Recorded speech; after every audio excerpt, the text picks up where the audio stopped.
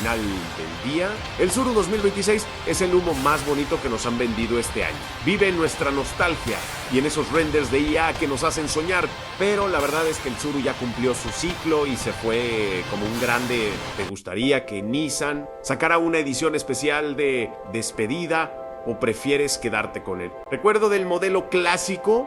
Déjame tu comentario aquí abajo y no olvides suscribirte para que no te sigan engañando con noticias falsas. Nos vemos en la próxima, Business Fans.